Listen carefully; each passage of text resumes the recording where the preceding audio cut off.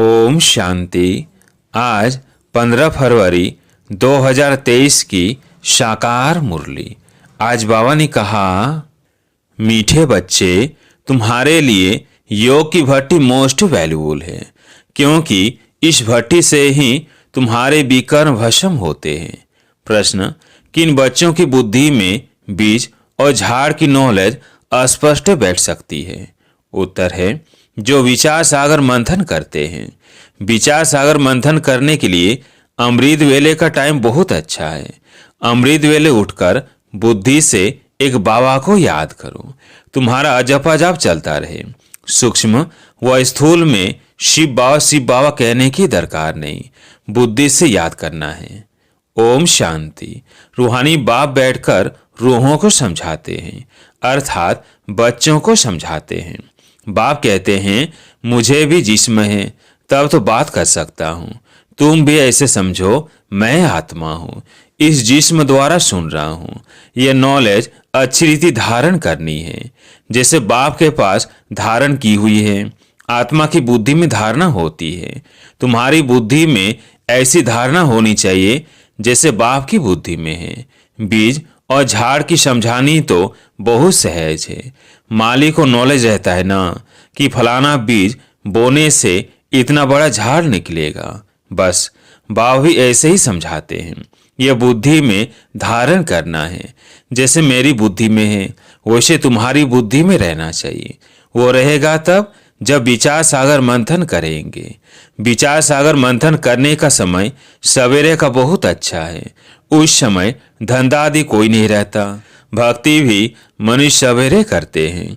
यहाँ वह जाते रहते हैं, वह बैठकर कोई नाम जपते रहते हैं, वह गीत गाते हैं, आवाज करते, कोई तो अंदर ही राम राम रटते हैं। यह भक्ति का अजप जाप होता है। कोई माला भी फेरते रहते हैं। तुमको शिव शिव कहना नहीं है। जो लोग भक्ति में करते वो ज्ञान में नहीं होना चाहिए। बहुतों को आदत पड़ी हुई है, शिव से सिमरण करते होंगे। तुमको शिव न स्थूल में न सूक्ष्म में जपना है। तुम बच्चे जानते हो कि हमारा बाप आया हुआ है, आएगा भी जरूर कोई शरीर में। उनका कोई अपना शरीर तो है नहीं, वह पुनर्जन्म रहित है। पुनर्जन्म मनुष्य सृष्टि में होता है।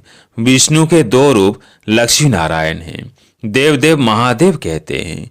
ब्रह्मा और विष्णु का आपस में कनेक्शन है। शंकर का कोई कनेक्शन नहीं, इसलिए उनको बड़ा रखते हैं। उनका पुनर्जन्म नहीं, उनको सूक्ष्म शरीर मिलता है। शिव बाबा को सूक्ष्म शरीर भी नहीं है, इसलिए वो सबसे ऊंचे थे ऊंचे। वो है बेहद का बाप। बच्चे जानते हैं, बेहद के बाप से हम बेहद सुख का वर्षा लेते हैं। बाप की श्रीमत पर तुमको पूरा चलना है। जो खुद याद करते हैं, औरों को याद कराते हैं, वो जैसे बाबा के मददगार हैं। बाप और वर्षे को याद करना है। बच्चों को समझाते रहते हैं, तुम्हारे अब 84 जन्म पूरे हुए हैं, बाकी थोड़ा टाइम है। नाटक में एक्टर समझते हैं, अभी बाकी आधा घंटा है, फिर हम घर जाएंगे। टाइम देखते रहते हैं। तुम्हारी तो बेहद की बहुत बड़ी घड़ी है। समझाया है कि अब घर चलना है। बाप को याद करने से तुम्हारे विकर्म विनाश होंगे। और कोई शास्त्रों में ऐसा सहज योग है नहीं। वह तो बहुत हठ योग करते हैं, बहुत मेहनत करते हैं, जो तुम माताएं कर न सको। तुमको हठ योगियों के मुआफिक आसन नहीं लगाना है। हाँ, सभा में ठीक होकर बैठना है। तुम्हारा राजयोग है, टांग पर टांग चढ़ाकर बैठना। ऐसे राजयोग में बैठने से नशा चढ़ेगा। हठ योग में दोनों टांग चढ़ाते हैं। बाबा तुमको तकलीफ नहीं देते हैं। सिर्फ थोड़ा फर्क रखना चाहिए कॉमन बैठने में और योग में बैठने में। तुम राजयोग सीख रहे हो तो ऐसे बैठना चाहिए जो मनुष्य समझे। यह राजयोग में बैठे हैं। यह हमारा राजाई का ढंग है। तुम बेहद के बाप द्वारा राजाओं का राजा बन रहे हो। ऐसे बाप को घड़ी घड़ी याद करना है। सतयुग में बाप को याद नहीं किया जाता है, अपने को किया जाता है। कलयुग में न बाप को जानते न अपने को जानते हैं, सिर्फ बाप को पुकारते हैं। अभी तुम अच्छी रीति जान गए हो और कोई ऐसे नहीं समझते हैं कि बाप बिंदी है। अति सूक्ष्म भी कहते हैं। फिर कहते हैं हजारों सूरजों से भी तीखा है, तो बात मिलती नहीं है। जब कहते हैं नाम रूप से न्यारा है, फिर हजारों सूरज से तीखा क्यों कहना चाहिए? पहले तुम भी ऐसे समझते थे। बाप कहते हैं ड्रामा में ये समझानी देरी से मिलनी थी। सूक्ष्म ते सूक्ष्म गुह्य बातें समझकर समझाई जाती है।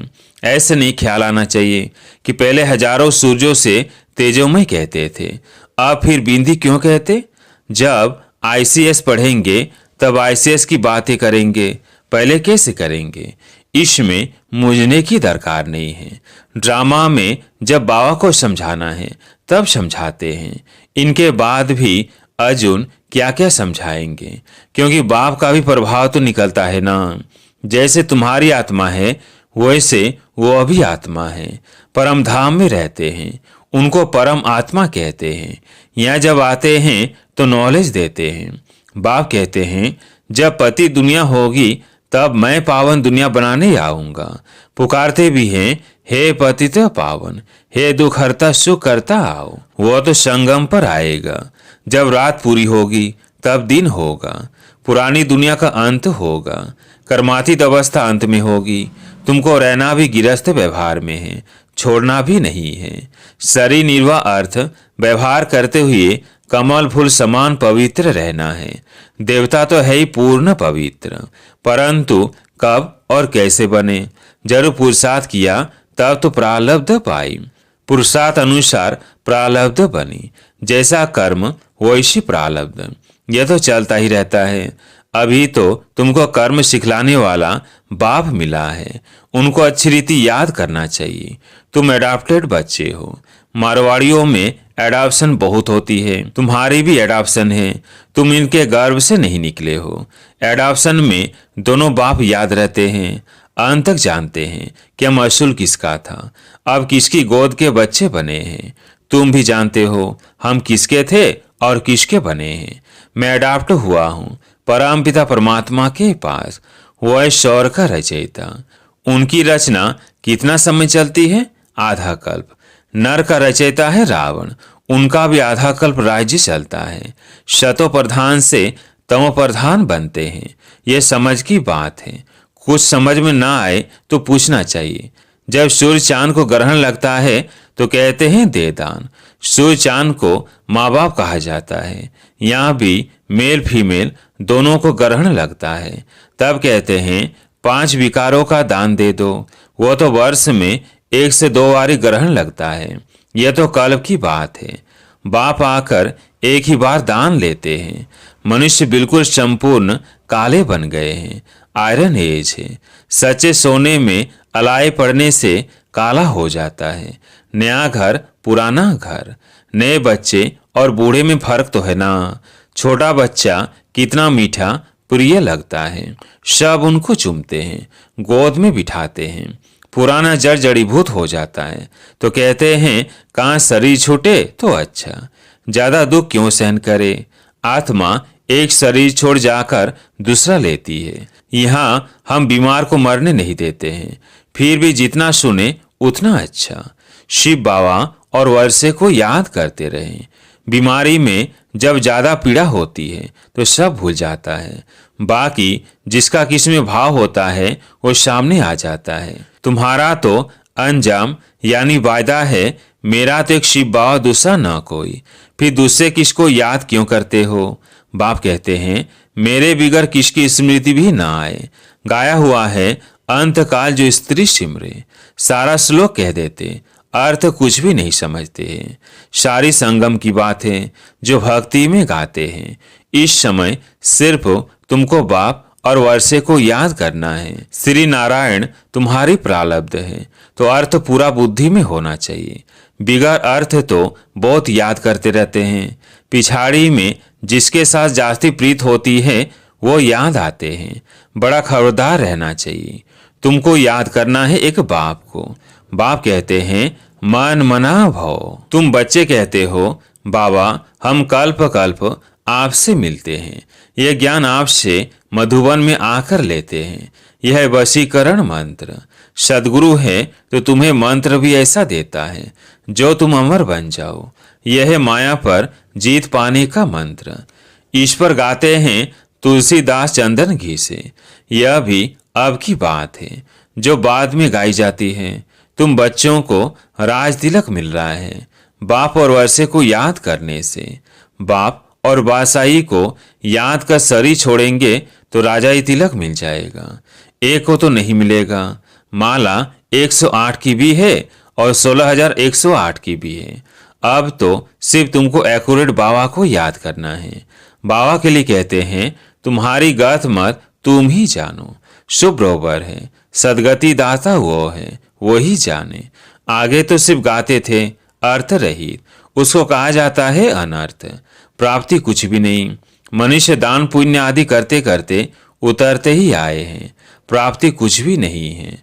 आसुरी मत पर सब अनर्थ हो गया है। यह भी नारायण की पूजा करते थे, अब फिर पुजारी से पूज्य बन रहे हैं प्रैक्टिकल में। अब तुम बच्चे जानते हो शिव बाबा हमको पढ़ाते हैं, यह तो पक्का याद रखना है, नहीं तो विकर विनाश नहीं होंगे। यह योग की भट्टी मोस्ट वैल्यूबल है। मुक्ति भी मिलती है ना। कोई कहते हैं हमको मन की शांति चाहिए, परंतु पहले ये बताओ तुमको अशांत किसने किया?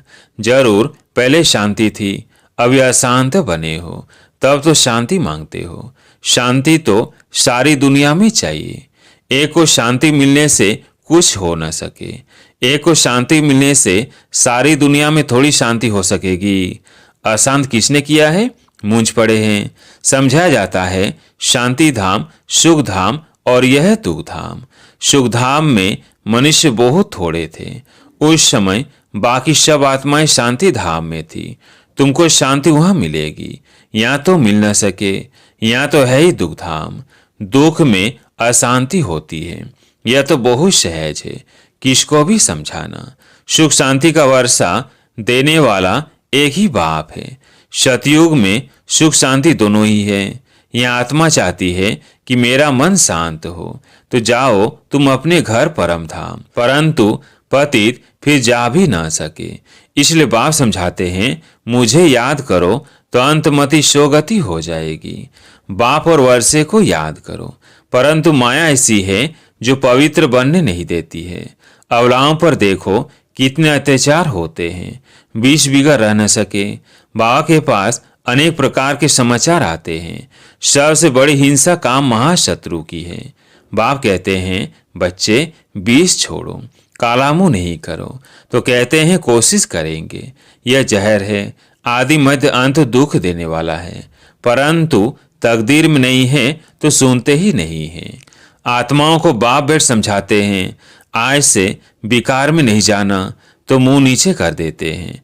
अरे काम महाशत्रु है, ये अच्छा थोड़ी है। यह है ही विशेष वर्ल्ड, सपतीत है। सतयुग में सभी संपूर्ण निर्विकारी है। अच्छा, माता पिता बाप दादा के कल्प अथवा 5,000 वर्ष के बाद मिले हुए मीठे मीठे सिकिलधे बच्चों को याद प्यार और गुड मॉर्निंग। रूहानी बाप की रूहानी बच्चों को नमस्ते। हम रूहानी बच्चों की रूहानी बाप दादा को याद प्यार गुड मॉर्निंग नमस्ते नमस्ते। धारणा के लिए मुख्य सार। पहला पॉइंट, टाइम बहुत थोड़ा है, इसलिए बाप का पूरा पूरा मददगार बनकर रहना है। बाप और वर्षे को याद करना है और दूसरों को भी कराना है। दूसरा पॉइंट, अंत समय में एक बाप की याद रहे, इसके लिए दिल की प्रीत एक बाप से रखनी है। बाप बिगर और कोई की स्मृति ना आए, इसके लिए खबरदार रहना है। आज प्यारे मीठे बाबा का वरदान, सोचना, कहना और करना, इन तीनों को समान बनाने वाले बाप समान संपन्न भव। सोचना, कहना और करना, इन तीनों को समान बनाने वाले बाप समान संपन्न भव। बाप दादा अभी सभी बच्चों को समान और संपन्न देखना चाहते हैं। संपन्न बनने के लिए सोचना, कहना और करना तीनों समान हो, इसके लिए सब तैयारी भी करते हो। संकल्प भी है, इच्छा भी यही है, लेकिन यह इच्छा पूरी तब होगी जब और सब इच्छाओं से इच्छा मात्रम अविद्या बनेंगे। छोटी छोटी अनेक प्रकार की इच्छाएं ही इस एक इच्छा को पूर्ण करने नहीं देती है। आज के स्लोगन है अव्यक्त व कर्मातीत स्थिति का अनुभव करना है तो कथनी, करनी और रहनी को समान बनाओ। अव्यक्त व कर्मातीत स्थिति का अनुभव करना है तो कथनी, करनी और रहनी को समान बनाओ। अच्छा, ओम शांति।